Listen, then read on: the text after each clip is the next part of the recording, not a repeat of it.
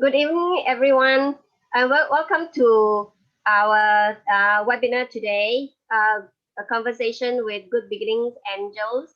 In the first segment today is about prepare for nurturing conception. Yeah, this is part of our support group, which is Pay Good Beginnings Forward support group, and it's a movement that I started last year to pay good beginnings forward and supported by a team of holistic practitioners that you see. Some of them are here, and a few of our good beginnings angels will be sharing their knowledge and wisdom in this segment about prepare to conceive the non-stress way. My name is Choon Yen. I'm the founder of Birth Discovery and also founder of Pay Good Beginnings Forward Support Group. Professionally, I am a birth worker specialized in hypnobirthing, the Mongan method childbirth education, birth doula, and I'm also trained in this modality, healing modality called Good Beginnings. It just so happened that it's the same name.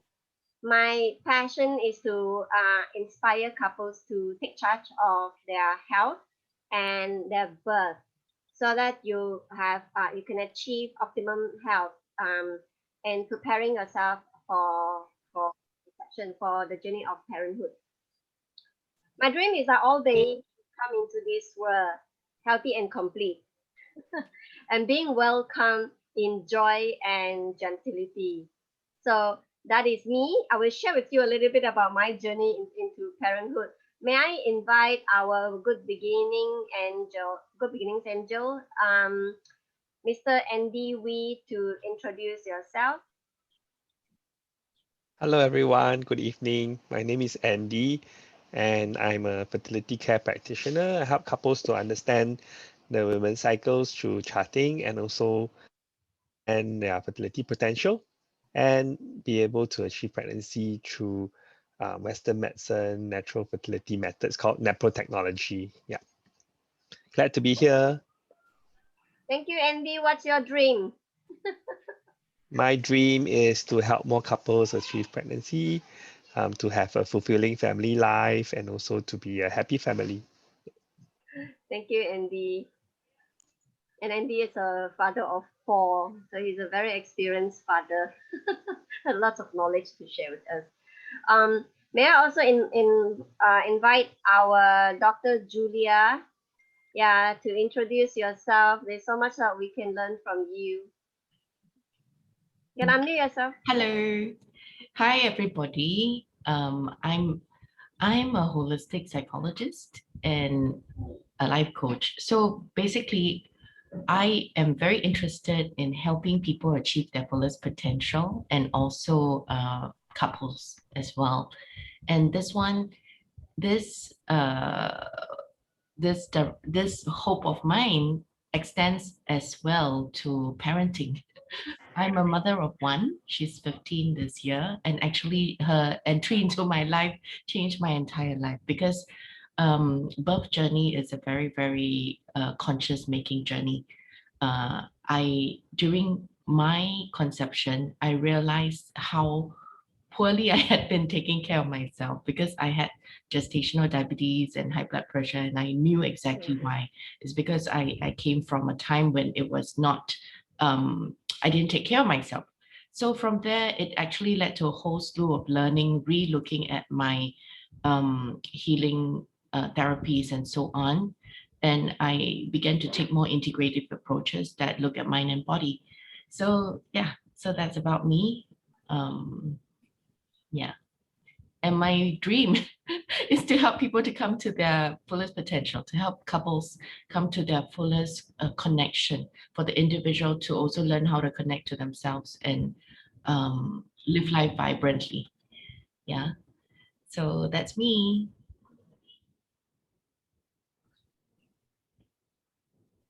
Choon Yen, you have been muted. Oh, yeah, I muted myself. Sorry. Thank you, Dr. Julia. Now, we have a lovely lady that she teaches self-care. Yeah. So, Miss Lisa, would you like to introduce yourself? You can unmute yourself. Hello, everybody. I'm Lisa Levine from Optimal Reproductive Health. I'm an acupuncturist that now specializes in abdominal therapies because I became very fascinated with the belly and the idea of the belly being a microcosm like the foot, and that from working on the belly, we could affect the whole. Because our belly is our core, it's our power source, it's our life force, our movement, everything originates from that focal point. So it really makes sense to start there to attend to our health concerns. Yeah, particularly when we're preparing to conceive, because that's when we really want to create optimal health first. So my dream is that all couples realize the importance of conception and birth as really being the setup for the baby, the moms, the dads, the families, really our entire society. Yeah? So that's my dream, that, like they say, peace on earth begins with birth. I think it starts with conception. So let's set everything up right from the beginning, and then everything will flow easier and better. Thank you. Okay, thank you, Lisa. Lisa, you may want us to speak slowly. Some of us may not be able to catch it, and louder, please. Yeah. So we'll start the session now. I'll share a little bit about my journey here. Now, the reason why I do this conduct all these sessions, especially in this segment, although I'm a birth worker, I'm very much passionate about prepare to conceive.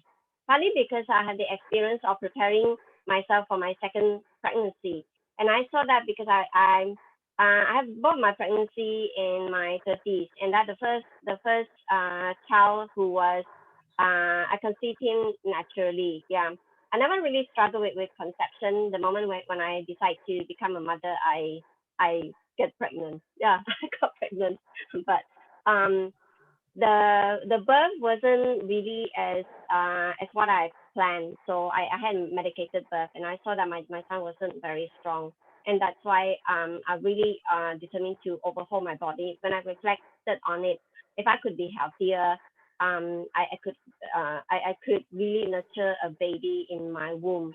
So what I got from there is that it is really a discovery, a journey of discovery. And this is why I conduct all these sessions. And one of the sessions I conduct in the past was with Mr. Andy. And the participant often send a message to me when I invite them to the session. And what happened was a lady sent me a short message, and she said, well, I've been TTC, TTC for a long time, and she was planning for baby at that time, right? And then in my mind, I was thinking, TTC, what's that? Yeah, what is TTC? And then she said, well, it's trying to conceive. Now, in my mind, why do you have to try? You can just get pregnant. You can plan for your conception, but why do you need to try? What is wrong with our women today? What is wrong with fertility today? Would any good beginnings angels here would like to share? What do you see the problem of fertility today? Why are women doubt their ability to even conceive naturally? Anyone? Unmute yourself. Good beginnings angels. All of you can unmute yourself. Dr. Julia. Would you like to share?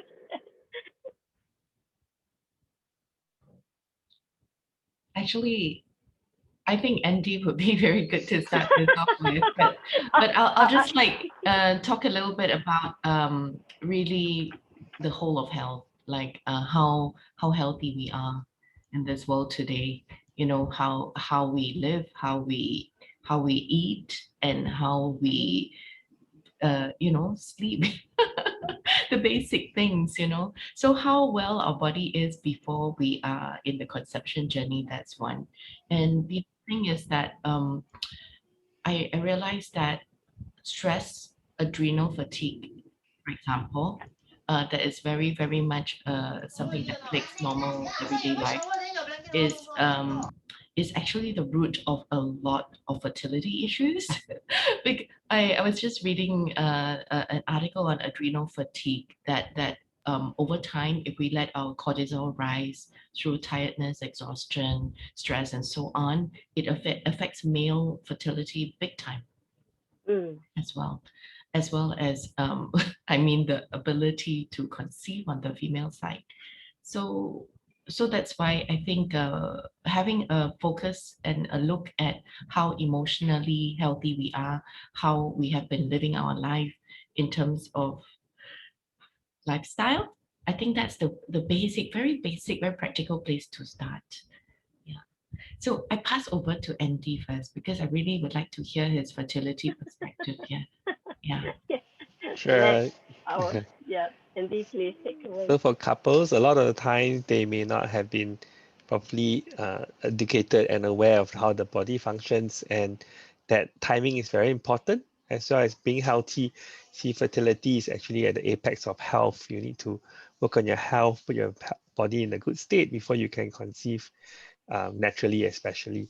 And a few things are very important, knowing which time of the cycle you're at, what is the quality of your cycle, whether there is enough cervical mucus, which is very important in the work that I do to help couples to identify the signs that tell them which is the best days they must make time to come together as well for achieving pregnancy.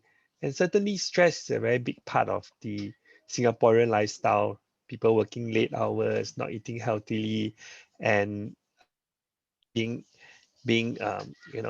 not having good communication with their spouse, not working together as a couple. Those are very important factors that couples need to really commit to and put their mind to it, husband and wife together, so that they can work together as a team towards their expressing their love into a fruitful pregnancy and a child. Yeah.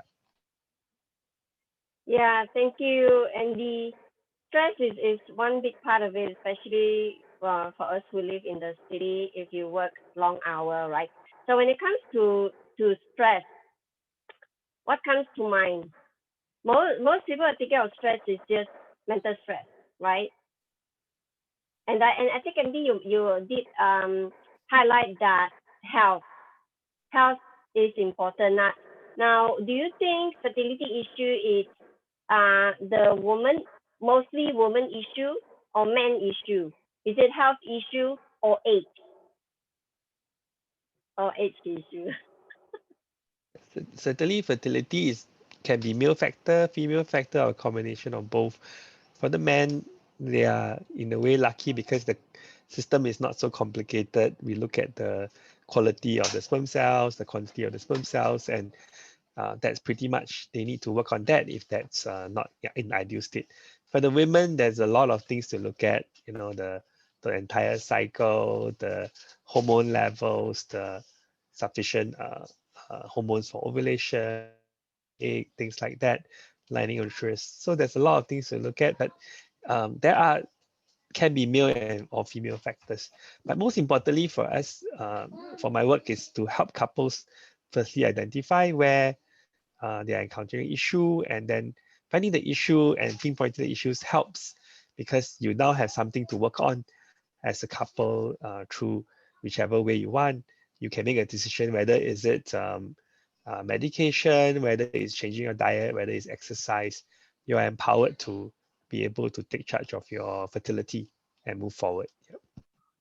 Yeah. Can you share a little bit about your work in terms of the cervical mucus charting?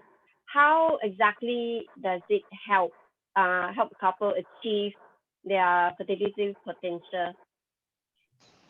Yes, so the body actually gave us signs of fertility during the cycle. And for us, we look at one very main sign, which is the cervical mucus pattern and cervical mucus discharge that flows out as the lady goes about daily activities. In the mid-cycle, where it's close to the point of ovulation, what the women will observe should be a lot of clear, slippery mucus that looks like raw egg white. And if you see like 1 or 2 days, a lot of that kind of mucus, those are the best days to actually achieve pregnancy. Yeah. So through charting, which I teach couples, they can see the entire cycle.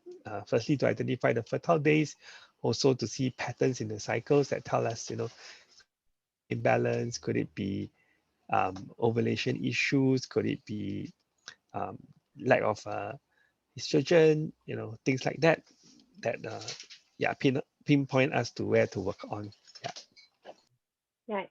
Do you see um that a lot of time they are relatively healthy? The woman, when I say relatively healthy, meaning that they are not seriously ill, and yet they do have a bit of hard time getting pregnant, and some parents have been um, trying for a year or so. Yeah. Do you want to share with us a little bit? Yeah. So in fact, couples, those especially want to have pregnancy naturally, they don't need to wait indefinitely. If let's say you are charting or aware of your cervical mucus and using the best days in the cycle, when you see the clear, slippery mucus, normally couples should get pregnant within 3 to 6 months. And beyond that, maybe you need to do some work to work on your health or to work on where the issues could be. Yeah. And couples who are not charting, just trying randomly, right? You would expect if normal fertility to get pregnant within 12 months. So beyond that, not to worry, talk to the Good Beginnings angels. Someone here will be able to help you. If not, see a doctor, start taking some action. Yeah. So that's Yeah. where, really as a couple discussing, communicating, and working together can bring you forward. Yeah. Indeed. You mentioned about chatting. Is that mean that they will need to do it on a daily basis, right?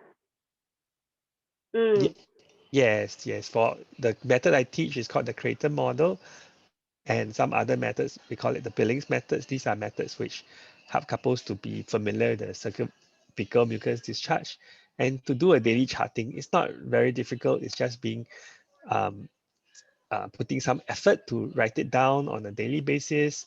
And if the ladies are just too busy, get the husbands to help, and everybody got something to do.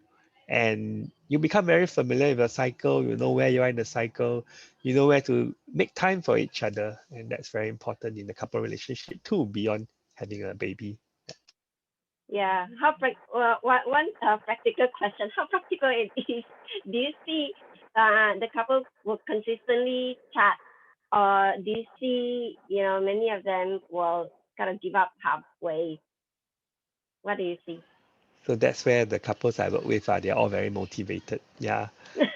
Yeah, in fact, I had a couple I saw yesterday, and I told them, I asked them, is this method very tedious? And they told me they had gone through a lot more before, so they found that this one was manageable. It was manageable. Yeah. So again, the motivation must be there. The method that I teach can be used to achieve pregnancy for couples who are pregnant or breastfeeding or spacing children. It also can be useful, and the key is the motivation behind using the method. Yeah, will help you to push you along and get you going. Yeah. Yeah. Thank you. And I know that probably Dr. Julia can share with us, because I remember you did share about loving communication, right? Especially to get a husband involved, whether husband wanted or willingly, wanted to chat, it might be a bit more tedious unless they are highly motivated. So in terms of partners' role, you mentioned about connected partnership. Yeah. So what's your secret? That's what we want to Actually, know.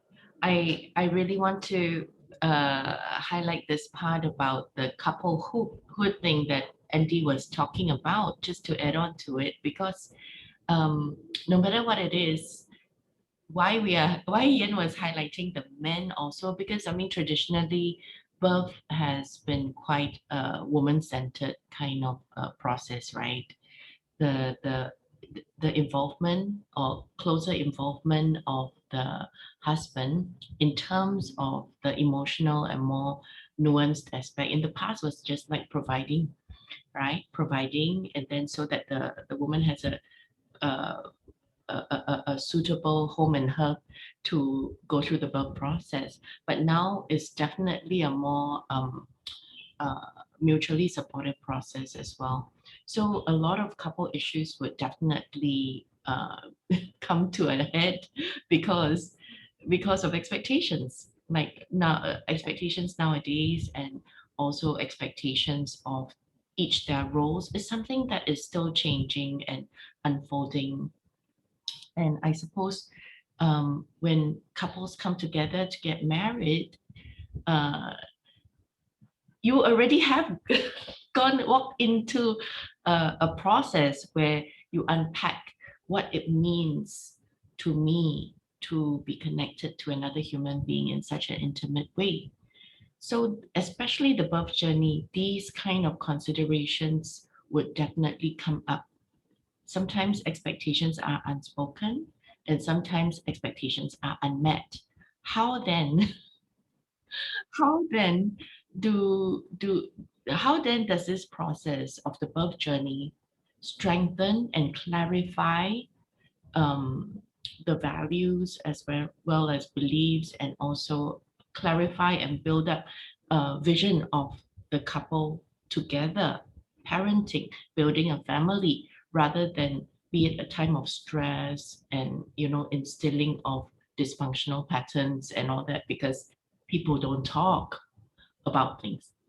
So what I'm trying to say is that there's no sure formula, because people come in from so many different orientations. But surely enough, we know that this time is a very, very impactful and important time for communication and connection.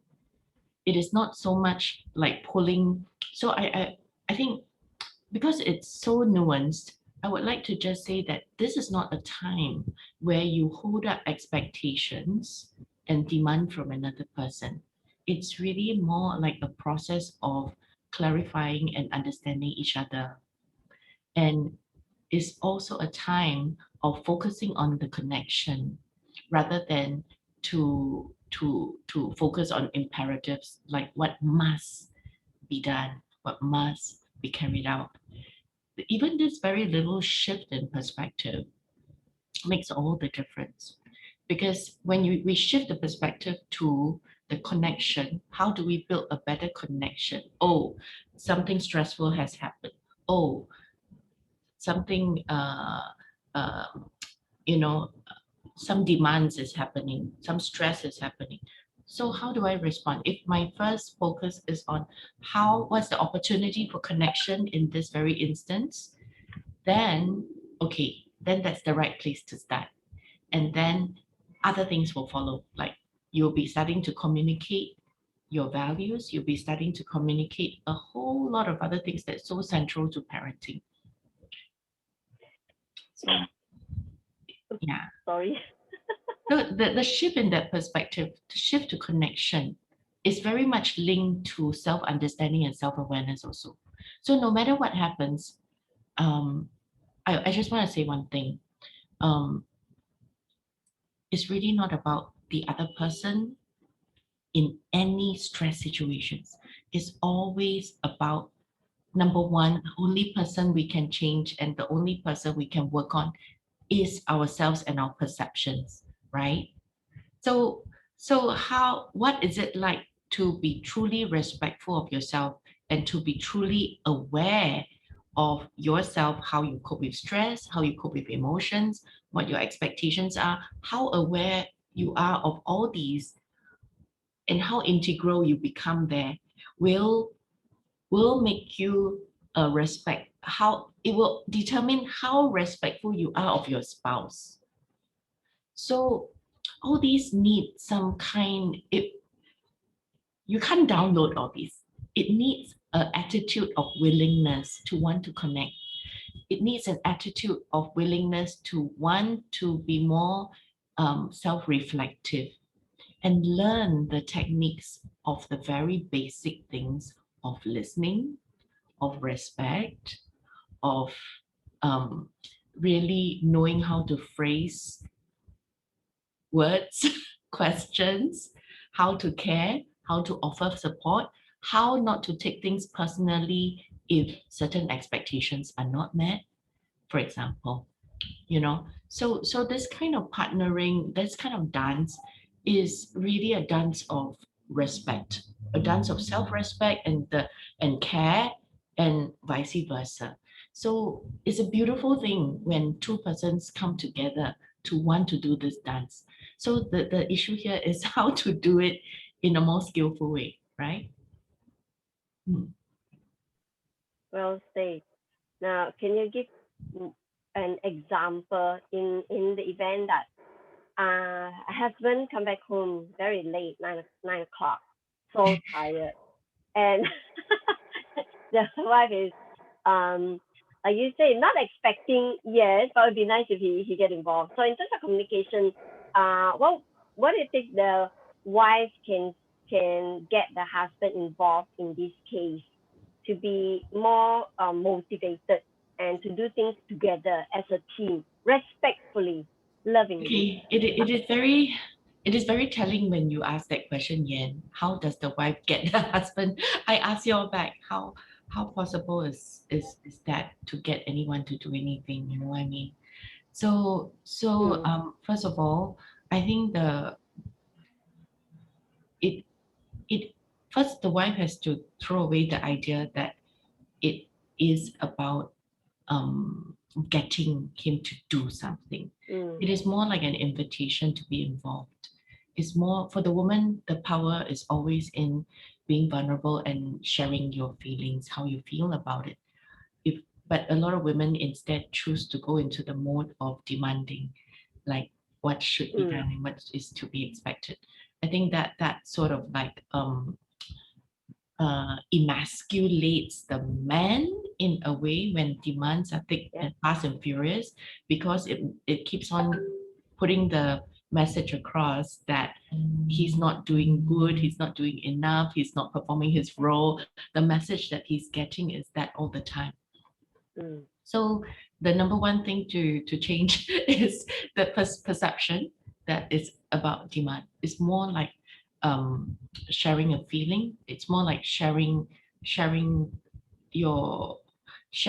how you feel about certain situations, and not only the negative. Always affirm through positive. It's like when you do this, I feel really supported. Show your husband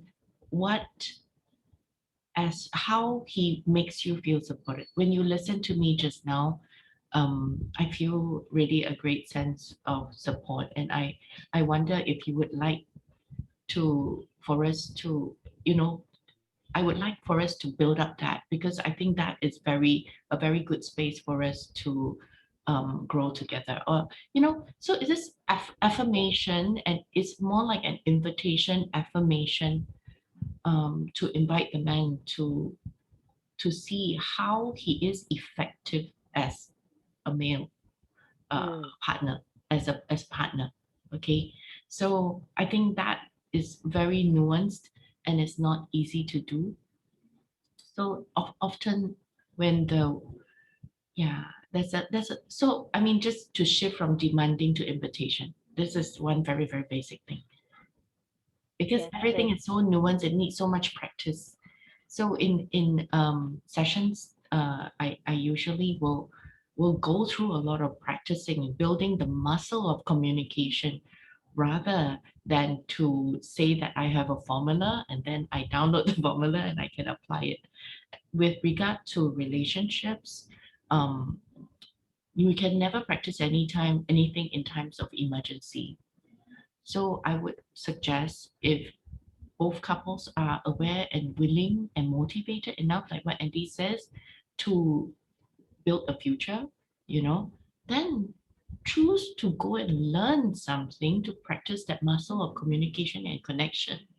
It's not something that can be had in times of emergency. We have to practice it in normal times, in times where it feels really relaxing, and see that, okay, in times of relaxation, in times where we feel the stress level is low, these are the times where that muscle gets to be built. Yeah, I guess drop the expectation, and then change from demanding to an invitation. When they are motivated, what was the next one? Motivated, Willingness. go and build that muscle. Go Ah, and learn something together. practice. Go sign up Yeah. for a course sessions where you can really learn how to connect in a skillful way. I think Yeah. we had said sharing before that even very basic things like putting on the ears, giraffe ears, the listening ears to see the person, to really listen for what the person is intending to say, rather than to keep on criticizing, picking out things that are not satisfying because you are always pulling out a ruler to measure the other person, how well he has met to my expectations. Has he been a good husband by my measure, by modern measures? Is the approach is very different. We can build up or we can tear down. And and if the goal is to get what we want, it's also bound for failure. But I would say shift also to the perspective of connection. Okay, if you yourself chose a man who is more traditional, you don't expect him to shift into something of a new age man like overnight, right? So so I would just like to say that, what is special to your relationship is special in a way only you know, and your choice. So everybody's starting point is also different. Yardsticks are also different. Sometimes you have to try a little harder. Sometimes in some areas, sometimes you try harder. It becomes easier for some couples because of your initial choices as well. Maybe you chose a man because he's a very good provider. He's just not very communicative, but you don't expect him to become suddenly very, very communicative overnight. Yeah. But you can invite to cultivate that if both of you agree, both of you see that, oh, it has become urgent. We don't really know how to communicate well. So that is the time when invitations come into place, and rather than say demand, you are not good or whatever. When there's a lot of criticism that goes out, surely there will be a blackout, Yeah, that's moment. true. Yeah. Thank you, Dr. Julia. Drop your expectation. Actually, this applies to everyone, right? It applies to parenting as well. Yeah, and that's not my strength. But communication does not necessarily mean you need to speak. Communication can also be touch. Listen. Right. Yeah. So I think Lisa will be an expert in abdominal therapy. Yeah. How does it help? And I know mostly abdominal therapy will be thinking of women. I and I always feel that abdominal massage is a luxury, though it is a form of self care. It is very important to have self care to stay healthy before you conceive and get to know your body as well. So, Lisa, can you share with us about how do you get to know your own body? Because a lot of time women are not even aware, they are not connected to the body. So they may be um, they may be healthy, but yet not at the optimum health. Yeah, share with us about what optimal health means.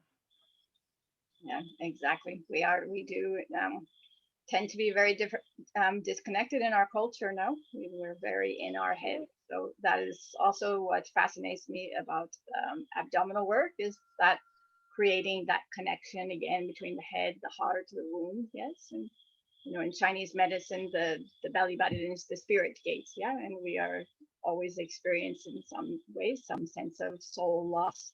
So for me, the abdominal massage really kind of anchors us back into our body and helps us be more in body. So with the abdominal work that I do, it's a lot of education about your body, about your womb, also with men.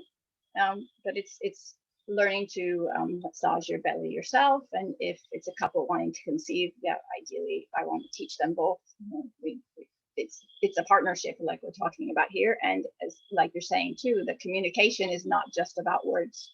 Yeah. What about touch? That's something we've kind of left out. And also self-touch, self-care. So as we start to massage our belly, we create this connection again, some communication with our body, because we are used to outsourcing our health, no?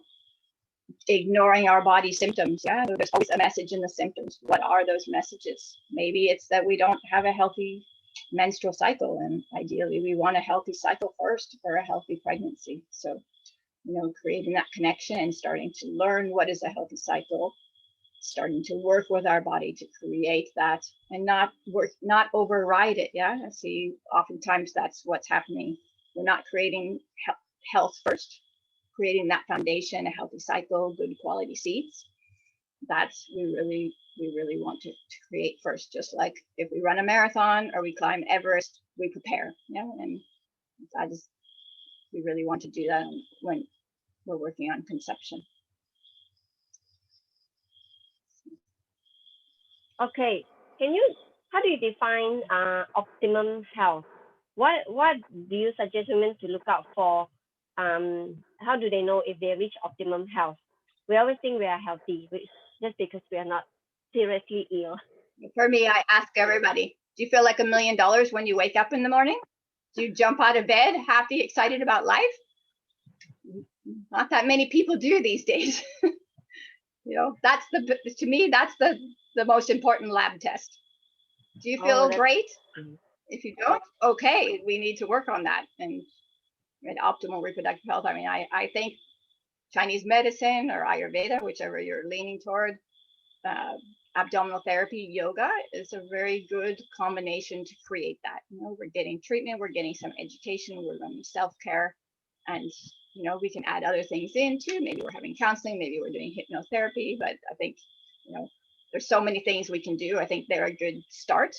And certainly, we used to pay the doctor to keep you well, remember, in China, and now we don't do that anymore. We wait till we have something going on.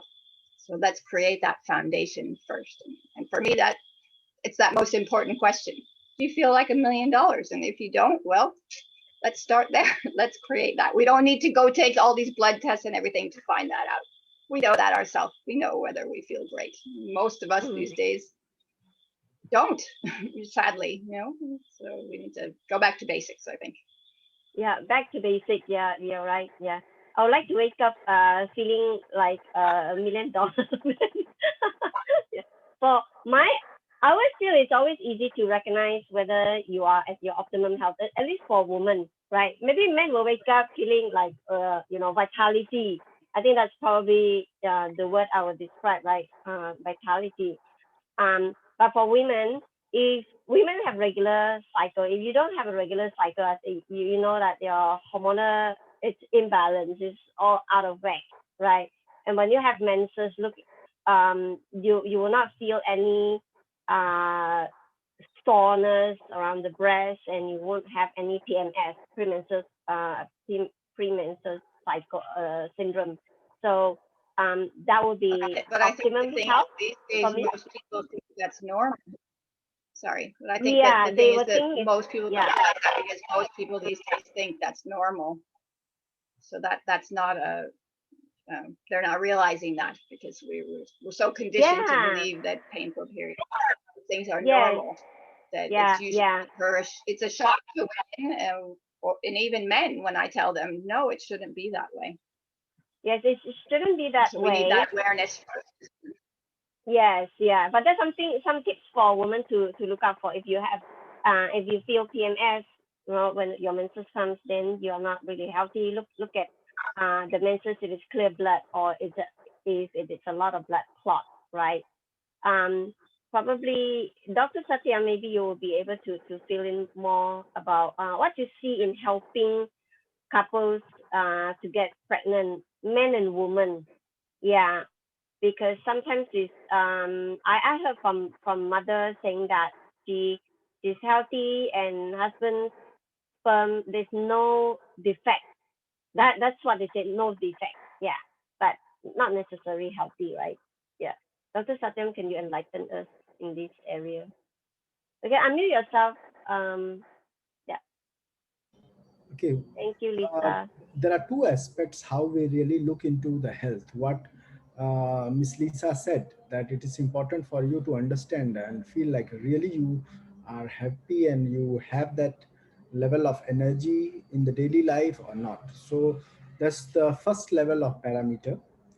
But as we say that there is one body and many system, and it's important to understand that maybe overall energy level is better because maybe there is some other system in your body which is trying to compensate to make you healthy, whereas every system has its own job to do, you know.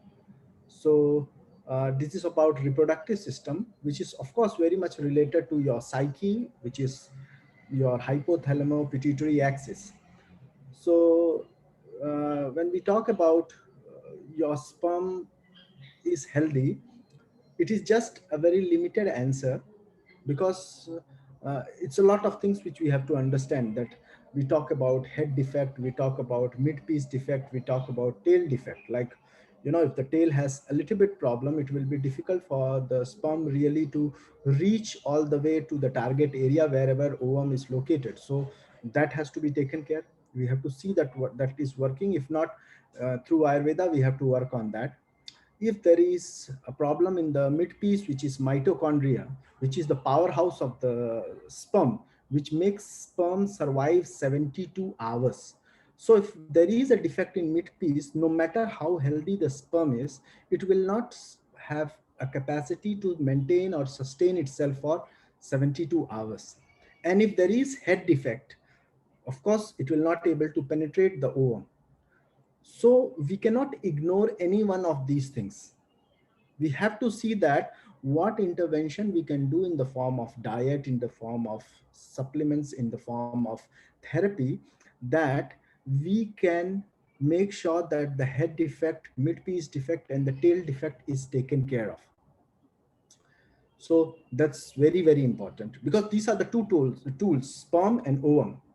And if they are not properly healthy, then we need, that's how the medical intervention comes into picture. Like, why do people need medical intervention? Because they feel that something is totally defected, and because, like, let's say tail defect, so they feel that because there is a tail defect, my sperm cannot reach all the way to the fallopian tube wherever the ovum is. So in that case I need IUI.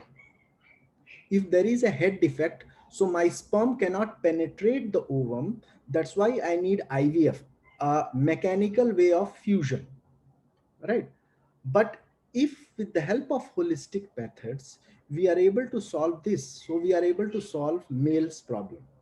Similarly, when we are talking about female, we need to see three different problems which women do face in their pregnancy. First thing is they are not getting pregnant. Second thing, they do get pregnant, but they get miscarriage. And it is, you can see the data, how many women get miscarriage in their life of pregnancy, lifetime pregnancy in Singapore data. So the question is, the after the fertilization, the ovum needs to stick to the menstrual bed, we call it as endometrium, and on an average a healthy thickness of an endometrium is found to be zero point 0.8 mm, zero point 0.8 centimeter to 1.2 centimeter. So question is, if my patient doesn't has healthy endometrium, we have to work on preconception time, that how to keep making that menstrual bed better, which again I support Dr. Julia and Lisa, where they said that, you know, menstrual cycle has to be regular. You have to work on the healthy condition first, because this is the healthy condition.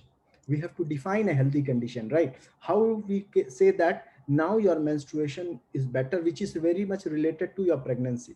So if your endometrium line is 1 centimeter, zero point 0.9 centimeter, 1.1 centimeter, because then the chances of having miscarriage is very, very less, because the bed is thick enough. Second thing what happens is, when we talk about the egg, you know, it's all about a combination of estrogen and progesterone. Estrogen makes the quality of egg, not just one egg, quality is also important, because the egg has to survive 24 hours. And if the conception happens in first 12 hours, it is 80 to 85% that the pregnancy will continue and it will become a healthy pregnancy. But what if the conception happens after, or the fertilization happens in 14th hour or 16th hour or 18th hour, when the ovum is becoming weaker, because 24 hours is the survival period of the ovum. So estrogen has to be strong enough so that even if the fertilization happens in 23rd hour, then also the egg, which will become a fertilized embryo, it should survive. With addition progesterone, which helps as a glue, it helps as a glue to make the embryo stick to the endometrium. Now, for that also, again, it is not about only some intervention. We also talk about meditation. We also talk about positive feeling. We also talk about positive resolve.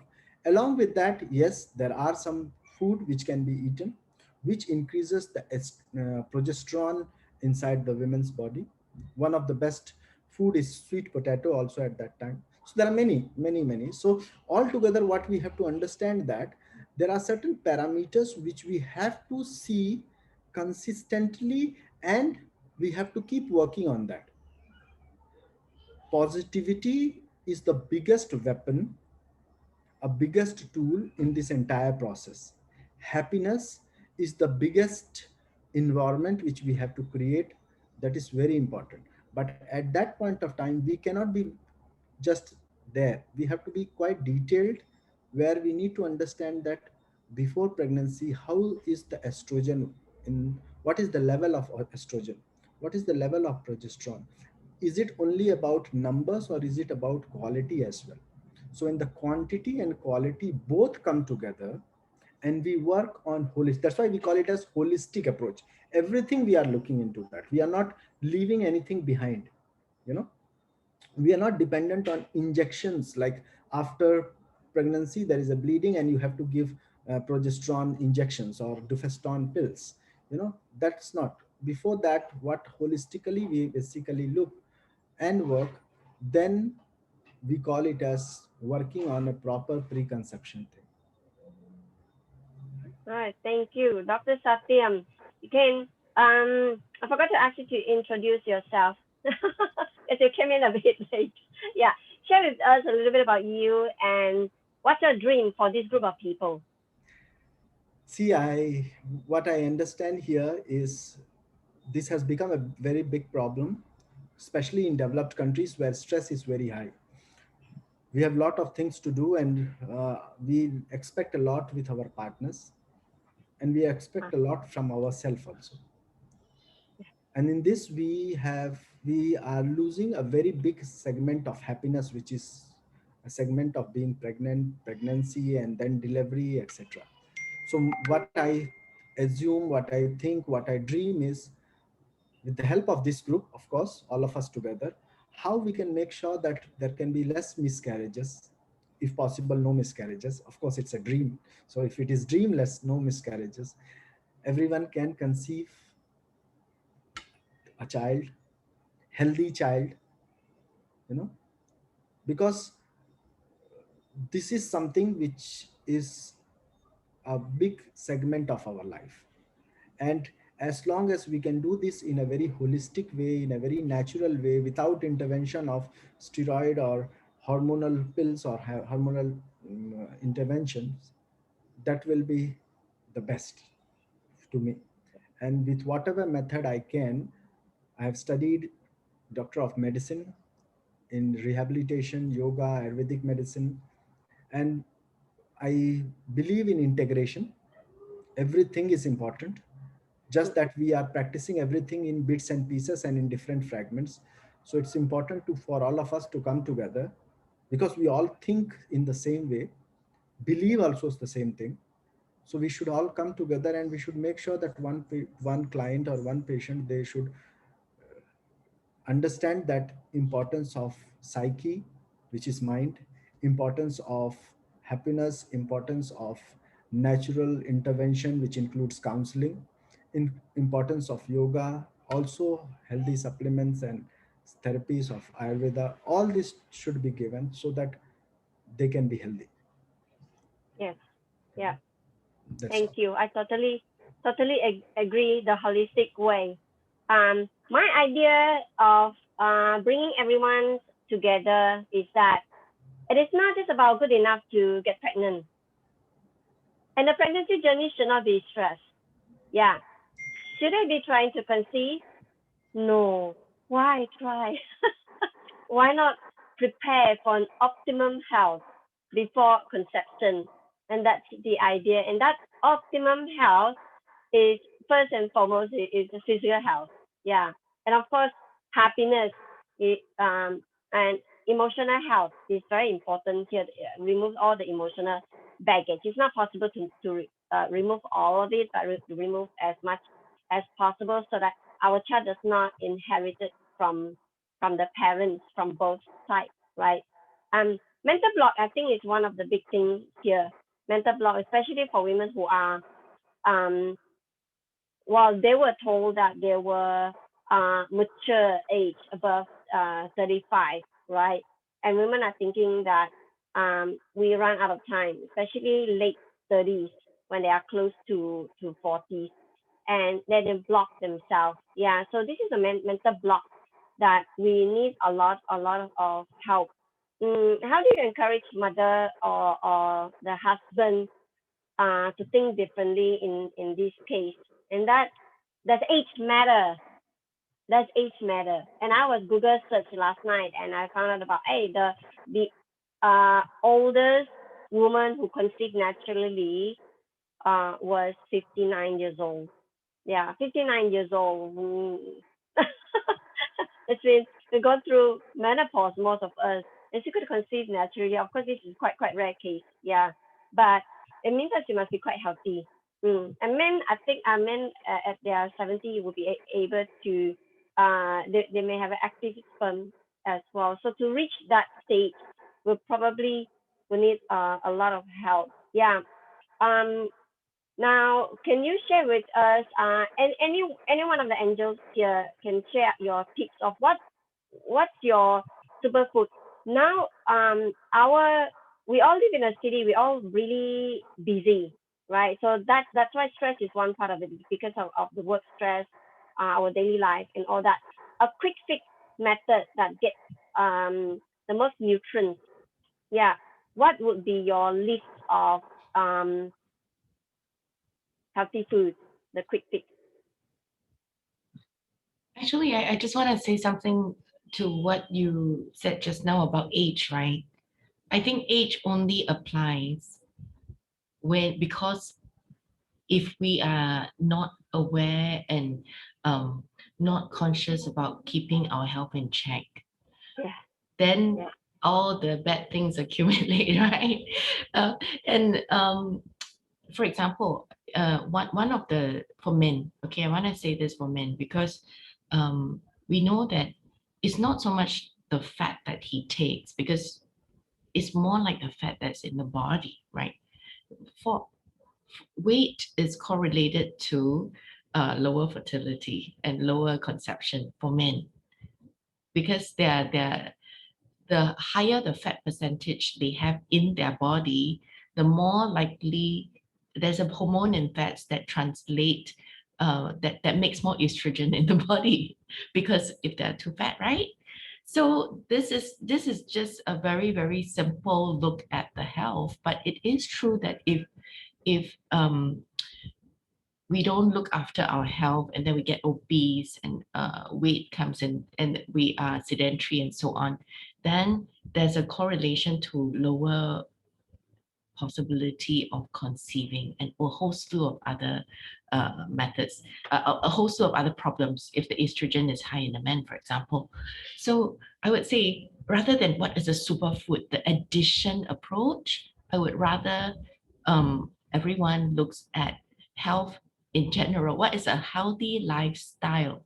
Superfoods, there's a lot, but if you're leading a unhealthy lifestyle, like taking a lot of junk food and really being overweight, not exercising and so on, and yet like taking one more sweet potato, or taking one more tablespoon of fenugreek seeds, for example, is not going to make all the world of difference. So I still would like to say in the modern day, we have to look at weight. We have to look at obesity. We have to look at too much carbs in our diet, and too much carbs, hidden carbs that's in junk food and all the food that's around, because that contributes to obesity, and obesity is the root of a lot of problems for both men and women. For women, it will come in the form of gestational diabetes, high blood pressure, and so on. And then for the men, it begins long, long before in the form of more estrogen in the body. Okay, I just want to like to say this before we go on to the specific superfoods. Thank you very much, Dr. Julia. You are very right. It has to be the whole person approach. It has to be lifestyle, and lifestyle including diet. Well, one of the reasons why I highlight diet is because we every day we eat 3 times a meal, and one that is the main area that actually for me to my experience actually improve my health is through diet, and it was a lot of smoothies, and that's how I regained my health. But and I'm not the kind of person who sleep very late anyway. Yeah. So by 11 o'clock, I think I can't function. So lifestyle isn't so bad to me, and I'm not obese. Yeah. Okay, so we have come to the time of interaction. So I'd like to invite participants, our friends here, if you have any questions to ask any one of us, we'll be happy. Or if you want to share your own experience in terms of either fertility or your expertise here in this area to add on whatever we touch on. Anyone want to share? You can unmute yourself. This is the time for you to unmute yourself.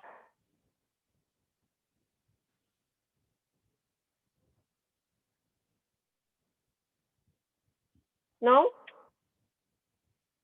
Could you all type in the questions that you have in the dialog boxes, the chat box, if you have, like specific questions? If okay, if no question, what I would do is hi Owen. Hi, Yen. Owen, do you want to share something? Not so much about sharing, but there was a point that you brought up earlier on. I think this is a general thing we experience as a person, whether you're planning to have a family or not, which is about this thing about emotional baggage. You mentioned about we need to continuously heal ourselves of the baggages, etc. Something along that line. Yeah. I would actually like to suggest that it's not really about healing, because when we take the mindset of healing, it's still dichotomy. It's still one is good, one is bad. But if we can start to cultivate a mindset which is about accepting, once you have a greater acceptance, it doesn't mean that I have to accept that I have a fault. But with an acceptance, you start to see that the capacity for the individual to make changes suddenly expands. I thought I would just share that. Oh, thank you so much. I think you're absolutely right. Now we get stuck with all that healing, but heal ourselves to expand our mind. And it's true to first recognize it and make peace with it. And that is about awareness. You are talking about awareness, great awareness. And that with that awareness, it melted, it healed. That's right. Yes. And to increase that awareness, it really requires practice. Awareness comes when you clean up your junk. For me, I clean up my physical junk, and then I have the mental clarity. Then slowly with practice, okay, now I can see it because I am more connected to my body. Yeah.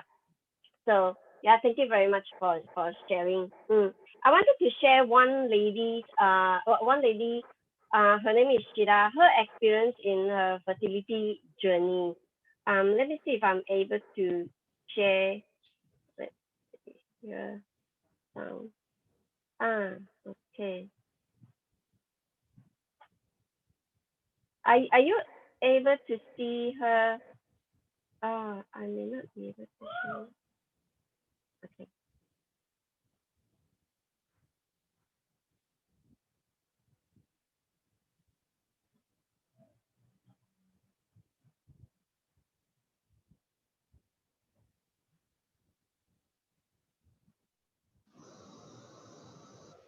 Everything now is slow motion.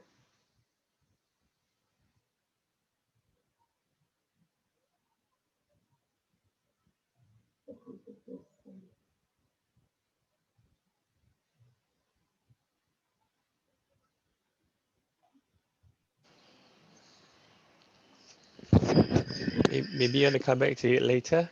Dr. Azeeza's got a question. Uh, Sorry. Did anyone have a question or something? Yeah, Dr. Azeeza's got a question. I can't see the question. I can just say that. Hi, everyone. Good evening. I just want to check with the panel. I think there's a echo. Okay, I have a question for the panel. You know, right now there's so much of external noise about medical support given. So here we are, and this is my personal experience as well. When I was trying to conceive, and we didn't have all these stuff, so it was always quickly go to the IVF and all of that conversation. The medical intervention comes in, and we are always surrounded by how great the medical intervention is for people. So what does the panel suggest, in terms of getting the couples to think about at what stage should they ever go for medical intervention? Is like to give up. Is there such a thing as give up? Maybe we can share some light on that. Okay. Thank you, Dr. Aziza. Probably, Just Dr. to give a Satya. context to this, sorry, and just to give a context to this, I was treated for endometriosis before I was put on a hormonal therapy. By the way, my children are really big right now. So I was put through a hormonal therapy so that my body will get ready to conceive. And then they still told me I have to go for IVF. Of course, I didn't go for any of that. Mine, I always say that I have miracle kids because of the 3 kids that showed up after endometriosis. My question to you is, there are many people out there who don't know such things. So where is the fine line that we can say that, okay, you have to go for medical or you don't? That's the thing. Thank you. All right. Thank you very much. Dr. Satyam, would you like to answer that, please? Yes. Okay. Honestly speaking, it is not really required that you have to go to IVF. And almost all the, if you look into the data of whatever the medical problems which we talk about pregnancy, out of 100%, only 20% need medical intervention, and that too partial medical intervention. And only 7%, 6.8 to 7% really need assisted pregnancy entire process, which is what we call it as IUI and IVF. And that is what we are talking about, places like Japan, Singapore, and US, Mm. which is what we are talking about developed countries. And in developing countries, this data is much lower. But what happens is, when we talk about this another 80% of the population, why they tend to go towards that? Because of few reasons. Reason number one is, when they look into the holistic treatment, either they don't believe it, or sometimes they feel that there is not enough data for them to really make them believe. Sometimes some people do have data, I'm not saying that nobody has, but to make them feel satisfied is that way. Second thing is the couple disagreement. Maybe the wife believes in that, but husband doesn't believe in that. So because they don't believe in holistic methods, so ultimately they only think of, like, the last resort is that hospital, right? The last resort is the white color apron with stethoscope wearing person, which is called as doctor, right? So they only think it as a resort and they go to that. Second reason is sometimes it is a long method, and they find in initial time they find it more expensive, and they feel that they don't know things will work or not, and they how to put that much time and ultimately money for that, so they skip doing exactly what is required. And the third thing is being really not what we call it disciplined in the form of exercise, disciplined in the form of diet, disciplined in the form of what we call in yoga is yama and niyama, like being positive, thinking correct.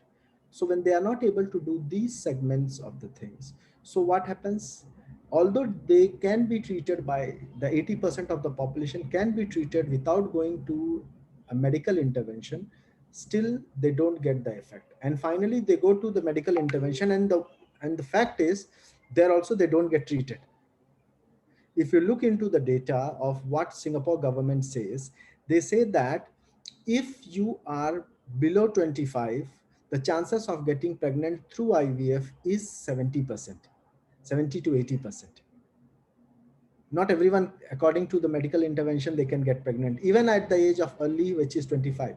When it is between 25 to 35, the chances become of pregnancy, the successful pregnancy is almost 55 to 60%. And when we reach to the level of 38, 39, 35, 36, 37, 38, 39, the chances become lesser to 50, 45, 40, 35. And after 40, IVF, even like government is not even ready to support with its funds, because to them what they believe is there is no chance of IVF being successful. So in reality, what we see that IVF is not a very promising way of giving fertility. It's not a promising method, right? So if IVF is not a promising method, so what is happening altogether is just a propaganda. It's all a propaganda, because when the data says that, it's not that I have developed a data or you have developed the data is there. You can see online now what is the probability, and why government of Singapore doesn't supports you. Once you reach 40, then you cannot go, you will not go to KK, then you have to go to Mountie to get IVF. So government is saying that if after 40 nothing will happen with IVF. I'm not talking about normal pregnancy. So it's not that, but because somehow in the mind it has been continuously fed that this is how it is possible, this is how it can be done, this is how it is possible. And that's how, when that propaganda is running, everyone believes and thinks that that is the only method. And so as all our viewers, clear? Let me add to that. Yeah, in general, I would advise couples to start on having children early. Fertility is like very high on 20, and it go towards 30 onwards, it peaks and it starts to come down. But it is not impossible, really, taking ownership of your health, looking at the signs of the body, making decisions to improve your health is actually even more important than fertility as you know managing your life. So that's where we can treat fertility as a sign of in reference to where your health is. And if you are trying for a baby, having a baby not happening, then relook back at your health and definitely speak to any of the health practitioners, and also look into your diet and your lifestyle and your stressfulness. And even some of the couples that we meet at the last point, we do prescribe them a break from work as well, 6 months break from work, because the fertility window is limited, but work you can always find later. Yeah. So Dr. Azeeza said that she have a mentor who got pregnant at 50. So it is possible, like what Andy said, it's very much about taking responsibility. So a lot of time is that a lot of people do not want to take responsibility of their own health. And this is very dangerous. And that if mentally they have mental block that I'm too old. And I meet a lot of people 30, 38, 37 years old. They're thinking they're too old. I don't have time. Don't have time.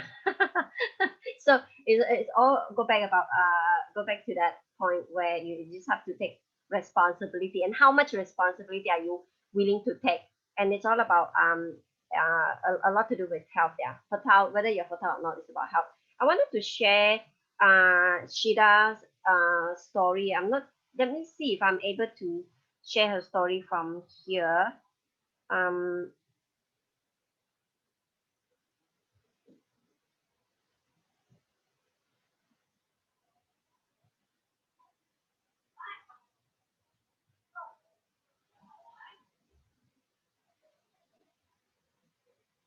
I can't really.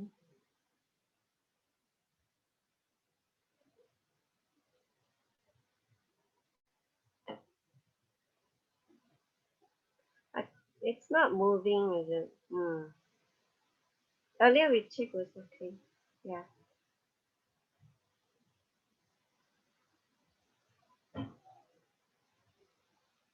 I think while Yen is It's figuring not out, moving, huh? yeah, it's not. It's not. Okay, I think let me just share a little bit, even though we are not able to see her. Okay, so I got a recording from Shida. What happened is that Shida, she was planning her fertility journey when she was 40. So she's now 44 years old. Yeah, so she's quite a good, big, actually big size woman. So she chose to take both the holistic approach and of course and also the medical assistant with IUI and IVF. Yeah, but she see the need to look into her health because partly because she was exposed to it. So she went to massage therapies, massage by Marathi here, do fertility massage, womb recovery, and then she also seek help from Dr. Satyam, which is Ayurveda treatment, and she seek help from emotion code and body code, Rimi, and release some of the blocks, and of course she also seek help from hypnotherapies. Yeah, so and then she went through 2 cycles of IVF. Yeah, of course the first time we went through it, it was not really successful, and she was a bit um still a bit sad, but it was still okay. And then she continued to seek treatment to improve her health. Yeah, and then she went on to another one at the age around 42 years old. Yeah, so at that time they found out that, oh, actually her the number of eggs increased. Initially the first time she did it was she had 3 eggs, and then after that after a few months of treatment, her menses came back. She had regular menses, and her egg number of egg, the quantity increased to 6. Yeah, so she was quite happy. But at the end it didn't really happen. So the embryo did not grow. So when she received the news, she was not upset at all. In fact, she actually appreciate everyone's effort. She said she reached a stage she just surrender. Yeah, and to her, having a strong faith helped because that was after her prayer. So this is her story. When you whatever you do, drop the expectation. Just do it, and to improve your health. So at the end of the day, what she get is holistic health. Yeah. Even for us who are almost going through menopause, for me, health is still important. We will still continue to clean. This is a good reason for couples who are planning to conceive to really be conscious and improve your health and reach optimum health as much as possible. Yeah, I think that's what is more important. Um, we have about 10 minutes left. I would like to invite our Good Beginnings Angels to share what are your tips. Yeah, share with us what are the at least 3 things that you could recommend to uh, couples who are planning to conceive. What are 3 things that they need to do?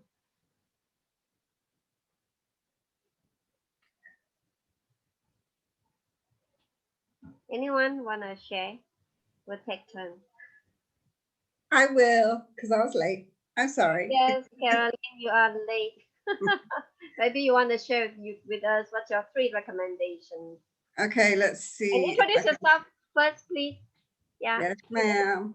Okie dokie. My name is Carolyn, and I help people to work with their anxiety and life experiences and their own innate wisdom to live the life that they feel is optimum for themselves.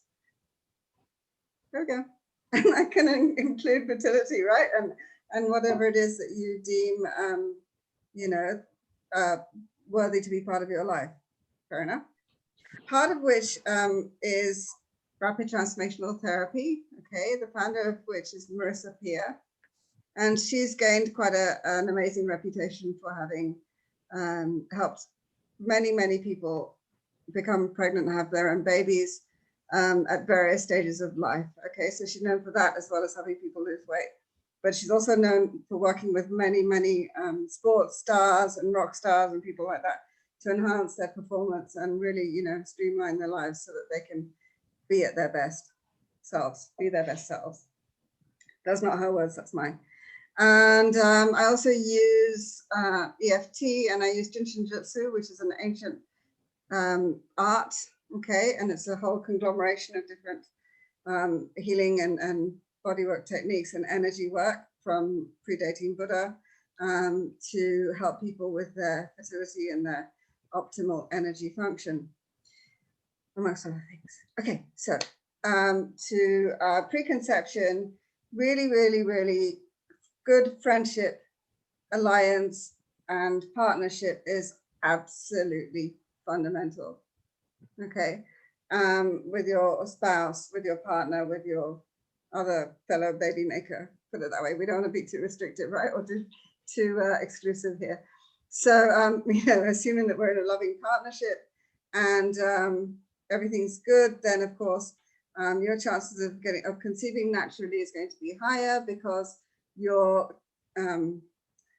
chemistry is right with that person, right?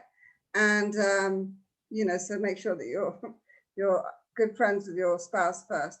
I say that for many reasons, one of which, and I love what Lisa said, fertility is not just about making babies, it's about living a fertile life. And I have so many friends who got married, you know, when we were in our late 20s and 30s, late bloomer, who, you know, are now, what, 20, 30 years later? Yeah, I'm not going to lie about my age, who are having a miserable time because they've had their babies, there's nothing to hold the you know, the couple together, right?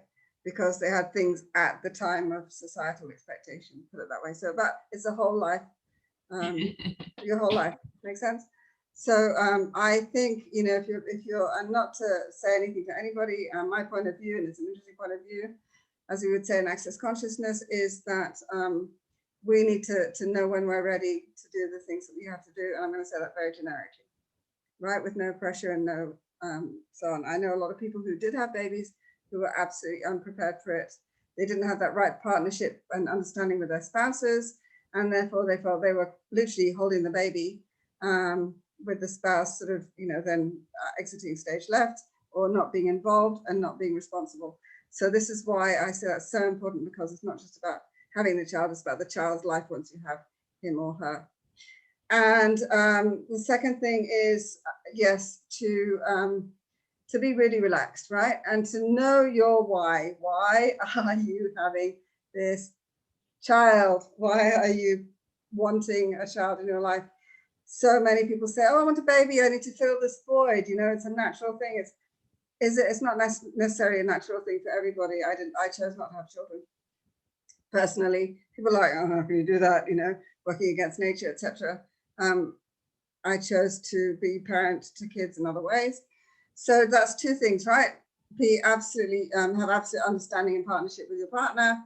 Second one is to be aware of your own reasons for having a child. You know, I had a friend who posted something really pertinent the other day, and I'm going to share it. She's a fairly late mother and has now had her first child at an age where she felt she's ready now. She wasn't ready before. It would have been too soon for her personally. Third one is, yes, think it through and make sure that you make space for the baby. The law of attraction works here, just as it does with everything else. You need to make space for your child in terms of how you're going to run your life. You know, are you just going to leave your child with grandma, grandpa, childcare center? Think of the child's well-being, right? So many people use, I work in a student care center right now. I'm helping my aunt. And so many parents just, okay, we're leaving the kid there. We're going to go off and do our own thing. You know, children are not for that reason, or just, you know, polyfiller to fill in a gap. That's it from me. Thank you so much. Okay, thank you very much.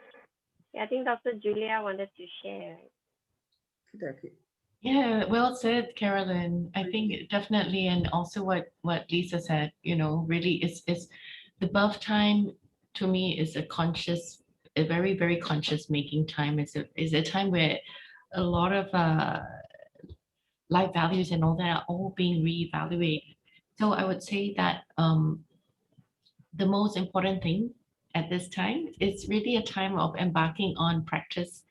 Number one, build up the muscle of connection and build up the muscle um, of self-awareness and coping now. It's always the best time to start before you need it, you know, in times of emergency, exigencies, and so on.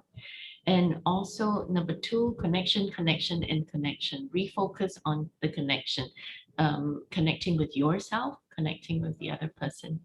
And I think only when and the third is self-awareness. Before we can even connect to another person and connect to ourselves, we have to invest time to spend time with ourselves, really attending to who we are, what we need, how we are feeling. Is only when we know that, then we are able to respect ourselves. And when we are that wholly integral and respectful being, we'll be able to respect the other person. So, you know, I think there's a lot of stress around involvement of the partner in the full energy of attending courses, or, you know, in doing things together and so on. Of course, well and good. And I think many of you are already doing so, but there are areas that probably is not set up to that kind of ideal or perfection. And in fact, I think there's a lot of mummies out there. I say mummies because indeed, the woman has it kind of like carry the burden of birth much more even now. So a lot of them say that, oh, I don't want to attend that course because my partner doesn't want to go, and I feel alone, and it's embarrassing. Now, this situation might be more real than we acknowledge it to be.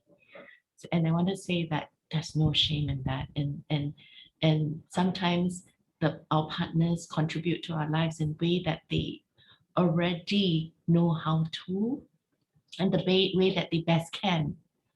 And sometimes in some areas we have to lead by independence and allow and invite the other person to flow in where they can.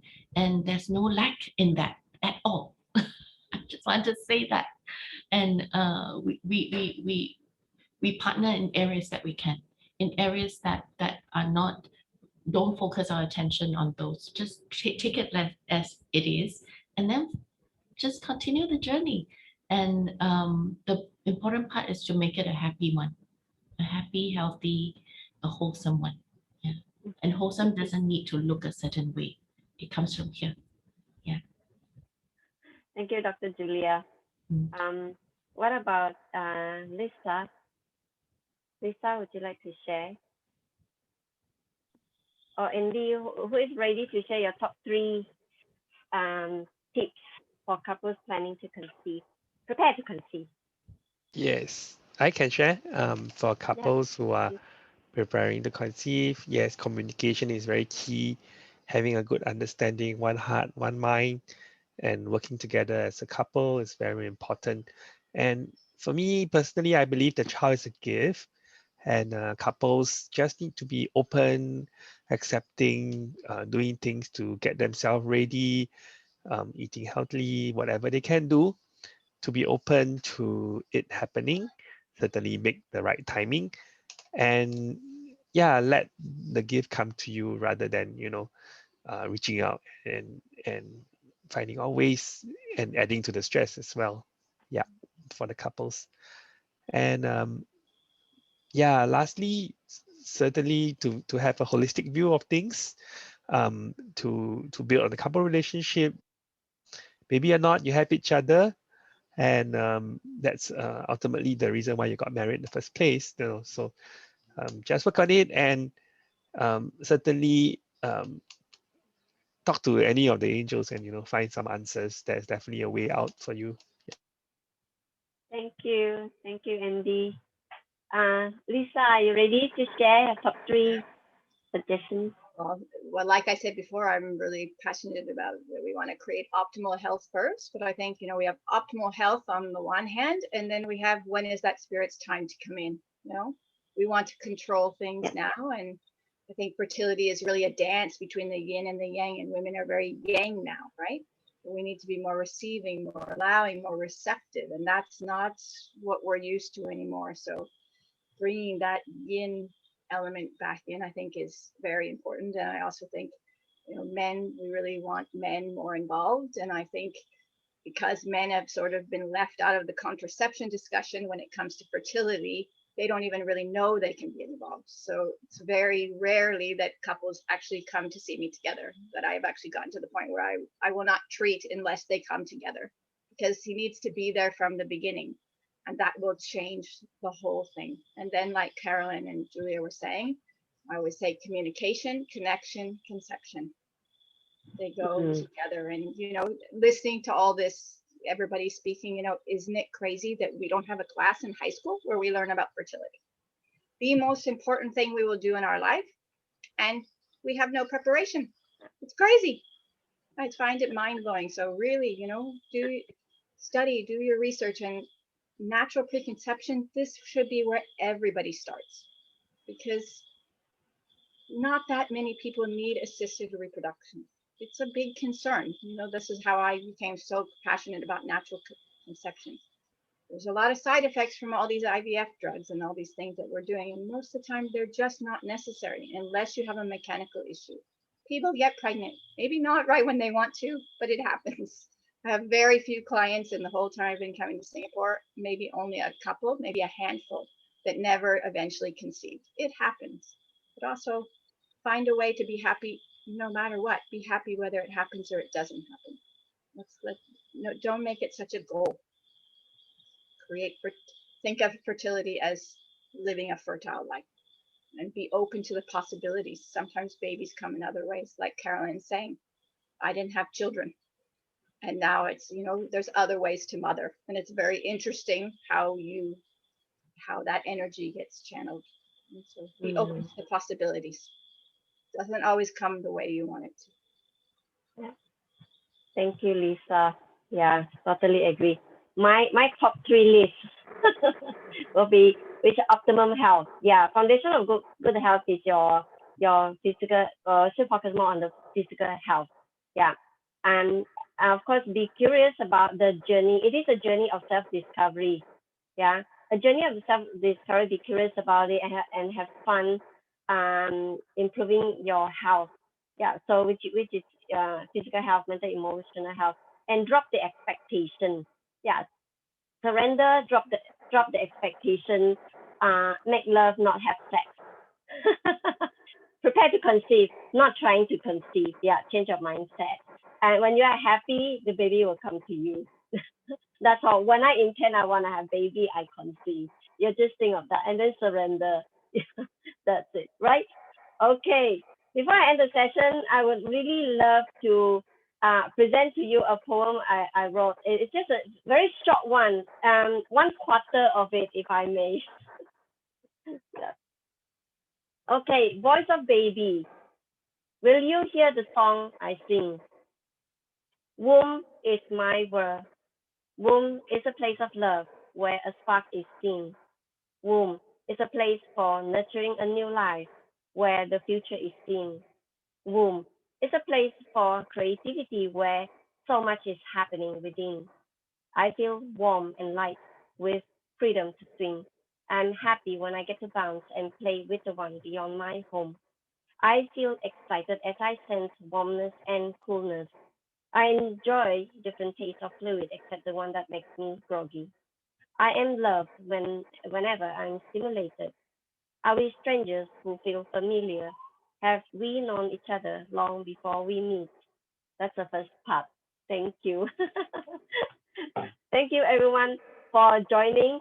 And of course, I promised to announce the our surprise offer.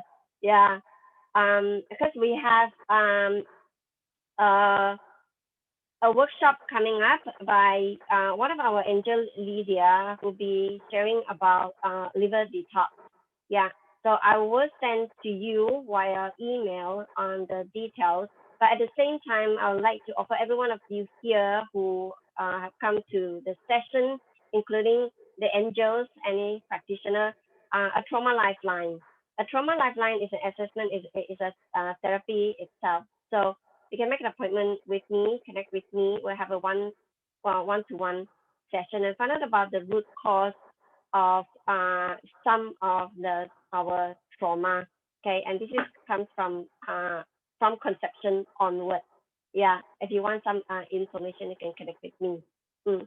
Anyone else have anything to share before we end the session? No. Let's take a Okay. photo. Oh, group photo. Okay. Let me see. Where is it? Are you all ready? You can turn on your video just for photo taking. That's it. Okay. Smile. All right. Thank you very much. Yeah. Have a good night, and I will see you next week. Yep. Some of you may join us next week. Our session is about prenatal health, pregnancy, and welcoming babies. And the week after, which is on a Tuesday, is about postnatal care and baby's future health. I look forward to seeing everyone there. Yeah. Good night. Bye.